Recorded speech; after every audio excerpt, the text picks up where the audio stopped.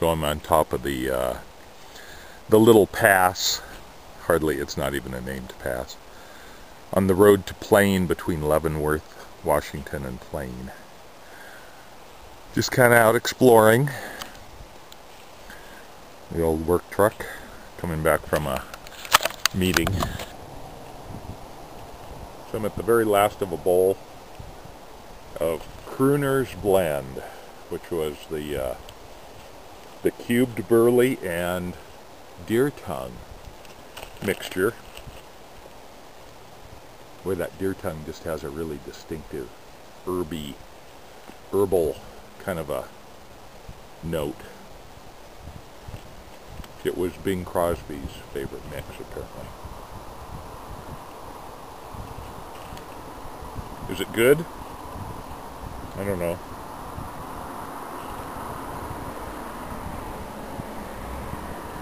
It's a little hard to stay lit. I think it's that cube cut. It's just dry enough.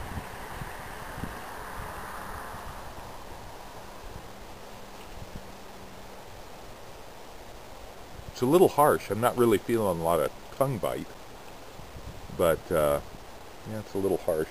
Not a lot of good flavor. This is a vintage Tom Howard pipe from, I don't know, could be the 40s. I'll bet it's the 50s, maybe even into the 60s.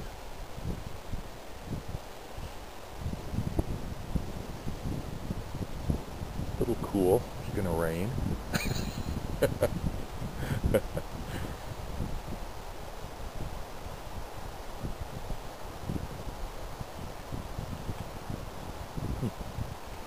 Different. Definitely different. Deer tongue. Who'd ever thought? It's a little sharp and a little thin and sharp, I'd say. Can't really tell what the room note would be like.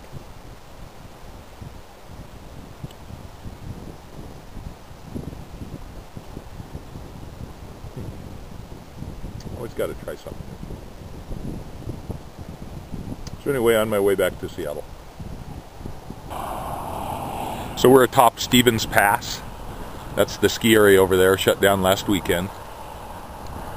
Some lifts going up way up there. You can see some fresh snow in the trees.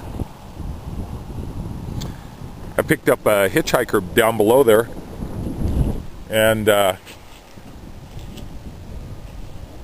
yeah, he said that what am I doing? He said that they'd gotten like 9 inches a few days ago, but it's mostly melted. But you can see, look at the depth of that snow over by the highway. There's a truck driving by.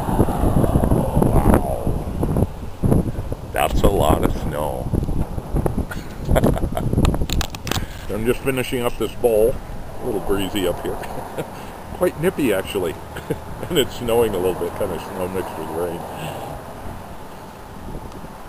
But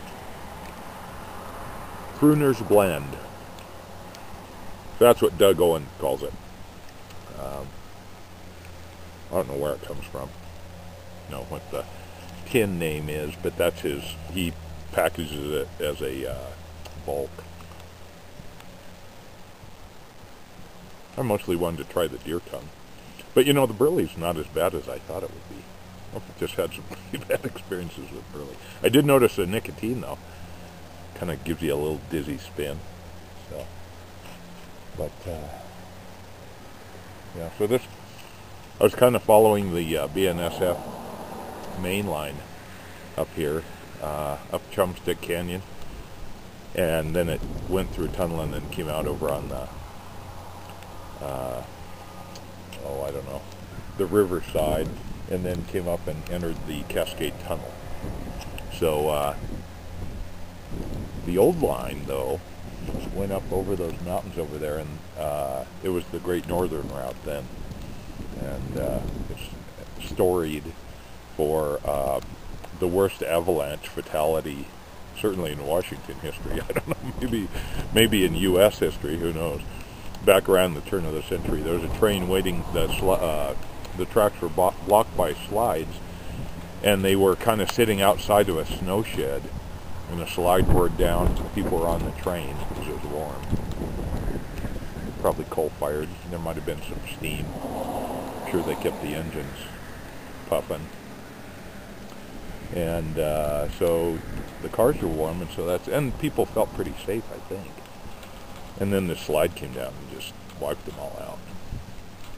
So, but this summer I'm going to try and get over there and trace that route, because it's on the other side of the mountain here, kind of diverted to the north from where the Highway 2 passes.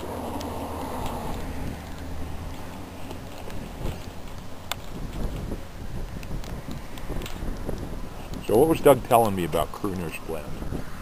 That Bing Crosby would go to a shop in Pebble Beach, California, and they made it there for him, apparently.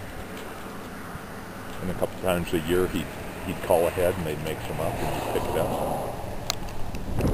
So he's occupied. I'm just about done with this, and it's getting a little chilly, and